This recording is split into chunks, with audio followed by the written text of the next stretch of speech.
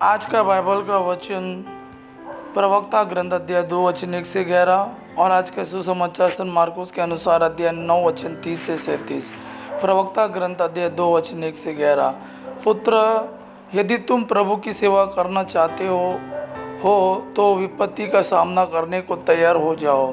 तुम्हारा हृदय निष्कपट हो, तुम दृढ़ संकल्प बने रहो। विपत्ति के समय तुम्हारा जी नहीं घबराए। ईश्वर से लिपटे रहो, उसे मत त्यागो, जिससे अंत में तुम्हारा कल्याण हो। जो कुछ तुम पर बीतेगा उसे स्वीकार करो तथा दुख और विपत्ति में धीर बने रहो, क्योंकि अग्नि में स्वर्ण की परख होती है और दीनहीनता की घड़िया में ईश्वर के कृपा पात्रों की। ईश्वर पर निर्भर रहो और वह तुम्हारी सहायता करेगा। प्रभु के भरोसे सन्मार्ग पर आगे बढ़ते जाओ। प्रभु के श्रद्धालु भक्तों, उसकी दया पर भरोसा रखो। मार्ग से मत भटको, कहीं पतित ना हो जाओ। प्रभु के श्रद्धालु भक्तों, उस पर भरोसा रखो और तुम्हें निश्चय ही पुरस्कार मिलेगा। प्रभु के श्रद्धालु भक्तों, उसके उपकारों की चिरस्थायी आनंद और दया की प्रतीक्षा करो। प्रभु के श्रद्धालु भक्तों, उससे प्रेम रखो और तुम्हारे हृदयों में प्रकाश का उदय होगा। पिछली पीढ़ियों पर विचार कर देखो, किसने ईश्वर पर भरोसा रखा और वो निराश हुआ।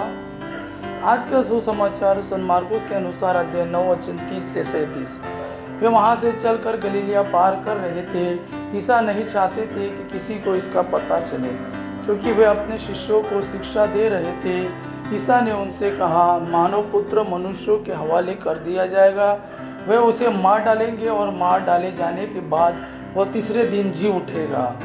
शिष्य यह बात नहीं समझ पाते थे, किंतु ईसा से प्रश्न करने में उन्हें संकोच होता था। वे कफरनहूम आए।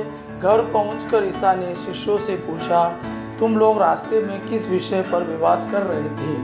वे चुप रह गए, क्योंकि उन्होंने रास्ते में इस पर वाद विवाद किया था कि हम में सबसे बड़ा कौन है।